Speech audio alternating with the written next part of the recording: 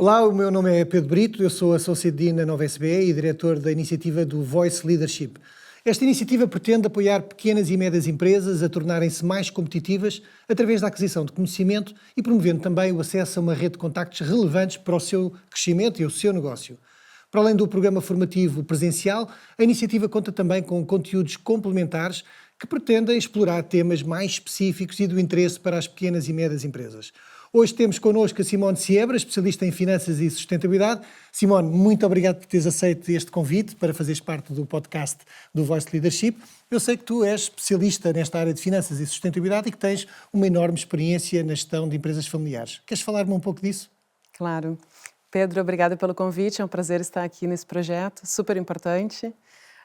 Tenho uma vasta experiência nesse segmento de PMEs e médias empresas no âmbito de gestão familiar, passando por indústrias de serviços, retalho, alimentos, oil and gas, então uma série de indústrias nas quais eu passei nesses 20, 25 anos, ajudando esses negócios a se profissionalizarem e encontrarem métricas de sustentabilidade. Perfeito. Eu vou aproveitar ao máximo para fazer perguntas que tenho encontrado junto às pequenas e médias empresas como essenciais. São perguntas relativamente simples em matérias, sobretudo, de finanças, como, por exemplo, quais é que consideras que são os custos essenciais mensais que o negócio deve garantir para se manter em funcionamento? Eu costumo fazer muitas analogias, né, quando eu trabalho com essas empresas para trazer simplicidade para a análise das finanças. E o primeiro custo que a gente olha é o custo fixo. É aquele custo que está envolvido quando nós abrimos a porta da empresa e os custos existem, as despesas existem, independente de haver vendas ou produção. Então, esses custos são os custos mais relevantes dentro de uma análise de projeto quando se inicia um negócio. Mas diz-me uma coisa, o que é que um gestor, tu falaste no início do negócio, mas no dia-a-dia, quando falamos dos custos fixos, que preocupações é que devem existir relativamente ao equilíbrio entre custos fixos e custos variáveis para garantir que nós conseguimos, no final do dia, atingir a nossa margem e o lucro desejado pelo gestor? Custos fixos são todos aqueles envolvidos com o aluguel, o telefone, as pessoas que são contratadas da empresa. Então, temos que ter uma gestão para entender se este valor agregado a este custo está realmente adequado àquilo que nós precisamos produzir ou vender da empresa. O custo variável está alocado diretamente àquele custo que está próximo ao produto ou ao serviço que nós vendemos ou fornecemos ao mercado. Considerando os custos fixos mais os custos variáveis, naturalmente depois com as vendas atingimos a nossa margem de lucro. Qual é que tu consideras que deve ser a margem de lucro desejada para garantir a sustentabilidade do negócio? Isso é uma pergunta muito, é a caixinha de surpresas, Pedro, porque é a pergunta que vale milhões aqui. Margem de lucro é algo que depende muito do segmento, depende muito do mercado de atuação, quem é o nosso público-alvo, qual é a geografia, mas o que é importante aqui? Importante é nós termos a nossa margem de contribuição muito bem definida, que é aquela margem que é calculada de uma forma muito simples aqui, o preço de venda do produto, os custos variáveis alocados àquele produto, os impostos diretos e nós temos uma margem de contribuição, que é aquele valor financeiro que sobra para pagarmos os nossos custos fixos da empresa. Uma das coisas que encontro muitas vezes nas PMEs é, eu tive lucro, vamos imaginar 10%, independentemente do que isso significa, porque depois depende do volume e também do setor e do segmento, como referiste. Mas qual é que deveria ser a margem que eu devia garantir para, enfim, fazer face aos imprevistos que acontecem potencialmente nos meses seguintes, no ano seguinte, porque muitas das pequenas e médias empresas que nós temos conversado gerem muito estes resultados numa lógica de curto prazo. Este mês correu bem, este mês correu pessimamente. Este mês foi mais ou menos. E agora vou pedir para um financiamento e uma conta calcionada para gerir um mês ou 2 meses menos bons. O que é que tu consideras que deveria ser uma margem minimamente equilibrada para conseguir ter o negócio sustentável? Existe assim algum número de referência? Tens uma opinião face à tua experiência? Pedro, volto a dizer assim que tu definires um percentual de margem como ideal para um negócio vai depender muito do segmento. No segmento de retalho, por exemplo, em oil and gas, na qual eu tenho uma experiência bastante longa, a margem de contribuição é uma margem percentual e eu gosto muito de relativizar o número absoluto com percentual sempre ao lado, para que o empreendedor consiga analisar de uma forma mais precisa, né? 10% de um número pode não ser relevante como 10 mil euros de uma margem de contribuição. Então, tu precisas relativizar esse percentual para entender se essa margem de 10% se mantém ao longo do ano ou se, quando ela deixa de ser 10 mil, passa a ser a 5 mil euros sobre um faturamento diferente, ela reduz para 5% ou passa a ser 20%. Então, o percentual ajuda a fazer essa análise.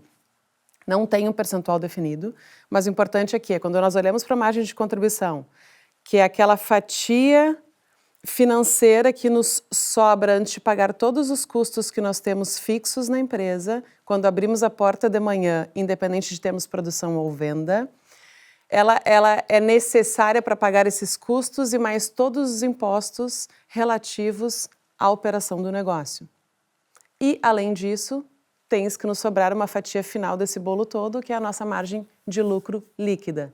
É aquilo que sobra na última linha do nosso balanço, do nosso DRE, que efetivamente é o lucro da operação, é o lucro do negócio. Que as PMEs muitas vezes confundem. Quando tu falavas, está correndo tudo bem, está correndo tudo mal. Muitas vezes nós temos dinheiro no caixa, mas não quer dizer que nós temos lucro na operação.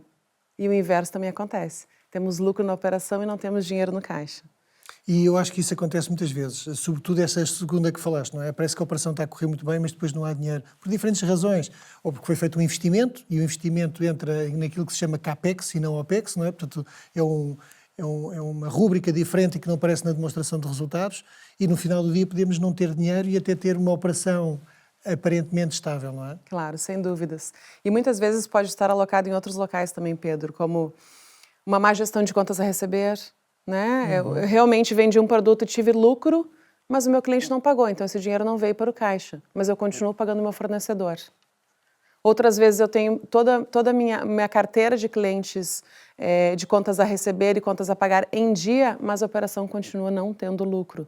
Então é super importante ter esses olhares sempre sincronizados entre fluxo de caixa, orçamento, custos e DRE sempre alinhados para que tu tenhas uma transparência dos resultados financeiros da empresa. Simone, um dos temas que também tenho vindo a ouvir bastante por parte das PMEs tem a ver com a definição de um preço que seja simultaneamente competitivo, mas ao mesmo tempo competitivo no mercado, não é? Dos nossos produtos e serviços, mas ao mesmo tempo também consiga atingir a margem desejada. Qual é a tua opinião do ponto de vista da definição de um bom preço para conseguir equilibrar estas duas dimensões? Obviamente que hoje, mais do que nunca, tu tens que, no teu negócio, olhar para o preço e, de alguma forma, sinalizá-lo perante o que o mercado vem praticando, né? Isso eu acho que é um dos olhares super importantes. Eu não posso querer vender, por exemplo, um produto que é commodity, que é comum, que é básico, com preços muito diferenciados daqueles que o mercado pratica. A não ser que eu tenha um valor agregado a este produto, a este serviço, que justifique que o meu produto é mais inovador, que as minhas matérias-primas são mais sustentáveis e que trazem realmente um valor agregado para o meu consumidor. Então, aqui tu pode sim ter um posicionamento de preço diferente.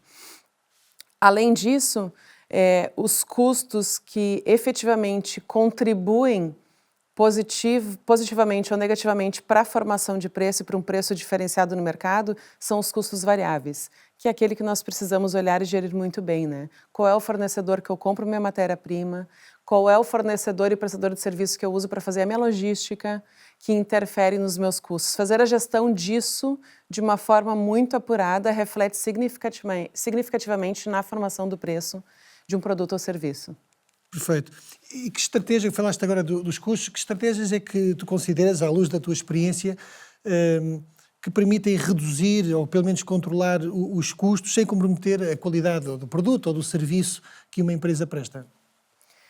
Olha, eu acredito fielmente, Pedro, que primeiro quando a gente faz a contratação de um insumo, de um serviço, tu teres 3 orçamentos para teres um nível de comparação das fontes que vão te fornecer esse produto ou serviço para tu poderes controlar e poderes medir e comparar quais são as fontes que tu vais adquirir esses... Disseste 3 orçamentos? 3 orçamentos, pelo menos. Explica-me um pouco sobre... Por exemplo, vou fazer esse blazer, minha empresa produz esse blazer, eu vou fazer cotação do custo deste tecido, da linha que eu uso para fazer este blazer do tecido do forro com 3 fornecedores diferentes. Ok. E vou comparar. Logicamente que aqui nós precisamos comparar a mesma natureza de tecido, a mesma natureza e material que é feito a linha que vai ser utilizada no blazer. Eu não posso, vou usar aqui uma expressão muito simples, comparar tomates com bananas. Claro. Não posso de jeito nenhum, né? Eu preciso comparar tomates com tomates.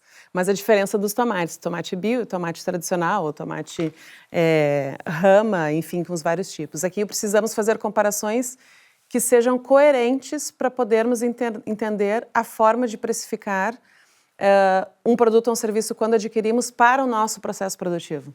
Faz sentido. Uma das preocupações que eu pessoalmente tenho, porque também tenho vindo a assistir, é muitas vezes os orçamentos de algumas pequenas e médias empresas estão mais, eu diria que são mais mapas de tesouraria do que propriamente orçamentos anuais com todas as rubricas que deviam ter. O preço, os custos, custo fixo, custo variável. Como é que tudo aquilo que nós falámos até agora se devia integrar num orçamento anual para que seja uma boa prática de gestão das pequenas e médias empresas? O orçamento é a ferramenta que eu mais gosto nesse universo de finanças, porque ele tem a capacidade, os números têm a capacidade de traduzirem a sustentabilidade do negócio. E envolver as lideranças na construção do orçamento nas diversas áreas é fundamental, porque as visões são completamente diferentes. Quando eu tenho um líder da área operacional desenvolvendo um orçamento, ele muitas vezes pode não ter o conhecimento das finanças necessários para uma área produtiva, mas é fundamental que ele contribua nessa construção, porque ele é a peça-chave e fundamental para dizer quais são os custos alocados no meu processo produtivo, seja ele de serviço ou de produto. Então, os custos fixos, que são aqueles que nós falamos inicialmente, quando abrimos a porta da manhã da empresa e temos uma recepcionista, temos um diretor, um gerente, temos o telefone, temos a luz, esses custos são custos básicos que iniciam na formação de um planejamento orçamentário para aquele negócio. E aliado a este custo fixo, nós temos todo o custo variável, que é o custo que está alocado àquilo que queremos vender na empresa num ano ou num período que definirmos que seja o ideal para orçarmos. Então, o somatório desses dois custos, variáveis e fixos, é fundamental para que a gente tenha um orçamento o mais apurado possível. E eu costumo ainda, neste orçamento, produzir 3 cenários diferentes, né, de orçamento, para a gente ter aqui análises e trabalhar essas análises, trabalhar esse debate dentro da empresa para entender qual o caminho que nós vamos seguir, ou se este caminho, ao longo do tempo, não for um caminho que seja bem sucedido, nós tenhamos o plano B e plano C para darmos sequência, né? Conseguir medir quais são os riscos dentro do orçamento e quais são os acertos, qual a possibilidade de crescimento dentro do orçamento que nós temos para aquele ano vigente. Fantástico. Falaste na questão do orçamento, naturalmente que ajuda os gestores a tomarem melhores decisões. Que outros indicadores financeiros tu consideras que as pequenas e médias empresas deviam perseguir, analisar de uma forma mais recorrente para compreender a saúde financeira da empresa? Bom, indicadores, aqui a gente fala do fluxo de caixa, que é super importante, é uma sinaleira para um semáforo, né, para o empreendedor diariamente, porque ele nos diz muita coisa, mas não ele sozinho, precisamos também aqui dar uma olhada para o DRE, e o DRE, quando a gente fala, não precisa ser só quando o nosso contabilista fecha o nosso balanço. Nós podemos ter ferramentas gerenciais num Excel simples, construído com as premissas básicas, com as contas básicas de custo fixo, variável, vendas, para que a gente possa analisar todos os dias. Um RP, que é um sistema de gestão que vai ajudar o empreendedor a fazer o controle diário da sua gestão financeira e operacional do negócio, também é algo super importante. Ele ajuda a ter produtividade, ajuda a ter uma apuração dos dados de forma mais rápida e mais eficiente. O orçamento, que é algo que nós fizemos por um determinado período e devemos acompanhar mensalmente os resultados atingidos baseado naquilo que nós projetamos quando construímos o orçamento para o ano vigente. Perfeito. Simão, deixa-me fazer aqui um resumo na tentativa de consolidar a parte da informação que nós falamos aqui. Por favor, complementa à vontade. Começámos por falar sobre a importância de compreender os custos fixos, que muitas vezes podemos não ter visibilidade porque eles vão se acumulando ao longo do tempo isto é um pouco como um orçamento de casa, não é? Nós vamos acumulando os nossos custos sem perceber qual é que é o impacto no orçamento familiar. Numa pequena e média empresa é ainda mais complexo. Relativamente à margem de contribuição, garantir sempre que a margem deve suportar o futuro, ou seja, nós temos que ter em consideração os custos fixos, custos variáveis, os impostos e até os investimentos que temos que fazer e deixar alguma reserva para garantir que nos meses, quiçá anos, conseguimos fazer face àquilo que pode acontecer e que não conseguimos prever. Uma pandemia, uma crise económica, uma guerra. E, portanto, é importante nós garantirmos sempre essa margem de contribuição. Eu costumo dizer, ir poupando para garantir que mais à frente conseguimos ou investir ou fazer face a esse contexto económico menos positivo. Depois falaste também da questão da importância de trabalhar os prazos médios de recebimento, porque nós até podemos ter aparentemente uma operação muito saudável no dia-a-dia, mas não ter dinheiro em caixa porque temos prazos de recebimento dos nossos clientes de 60, 90, 120 dias, práticas que deviam ser evitadas ao máximo. Aliás, uma nota breve de experiências que eu também tenho tido no passado, tenho visto com mais sucesso empresas que têm renunciado a prestar serviço ou a entregar produto quando têm prazos de recebimento muito dilatados e ter menos serviço, menos produto para prazos de recebimento mais curtos, porque isso permite ter dinheiro em caixa para fazer novo reinvestimento e continuar a encontrar novos clientes. Sobre o preço, falaste de dois temas muito importantes. Por um lado, compreender qual é que é a prática de mercado, sobretudo quando estamos a falar de uma commodity, de um produto que é comum, não estar completamente desviado e, ao mesmo tempo, compreender qual é que é a proposta de valor diferenciada, seja no serviço, seja no produto. Falaste, por exemplo, nos materiais que são utilizados, que podem ser mais sustentáveis. E o truque é também compreender como é que eu posso melhorar, otimizar os custos variáveis, que são muitas vezes aqui nesta rúbrica que deveríamos tomar um pouco mais atenção. Gostei muito da ideia de olhar para uma estratégia de gestão de custos e de orçamento com cenários. Aliás, eu coloquei aqui uma nota, porque tem vindo a ser algo que nós temos trabalhado e vamos trabalhar neste curso do Voice Leadership também, que é a cenarização, são os cenários. Ou seja, olhar para diferentes cenários, uns mais positivos, outros menos positivos. Tu estavas a dizer, e se, não é? E se isto acontecer? E se aquilo acontecer? Pode ser positivo ou negativo, mas isto existe ter um plano B, um plano C, um plano D, naturalmente permitindo analisar riscos e também caminhos alternativos. Falaste de forma mais profunda também na questão do orçamento, que permite antecipar e tomar melhores decisões sobre custos fixos, os custos variáveis, os diferentes investimentos, que têm um impacto na demonstração de resultados em formato de amortização, os impostos, e isto é um relatório que nos permite compreender de uma forma mais recorrente a saúde financeira da organização. E, finalmente, os indicadores financeiros, os relatórios, o fluxo de caixa, tu utilizaste a expressão, é um semáforo, claramente, ou seja, quando não há dinheiro em caixa é um problema, é onde nós todos sentimos mais dor, mas não pode ser analisado de forma independente. Temos que ter também um Excel ou outra qualquer ferramenta para analisar os desvios, seja desvios de custos, de receita, para poder tomar melhores decisões. Ter um bom sistema de gestão, um pequeno ERP. Hoje em dia há cada vez mais, eu penso que nós sabemos que há cada vez mais soluções que têm um custo baixo e que permite um gestor tomar melhores decisões e garantir que se faz o acompanhamento do orçamento, os tais desvios de todas as rúbricas que um orçamento consegue providenciar a um decisor. É mais ou menos isto, Simone? Perfeito, Pedro, é tudo isso.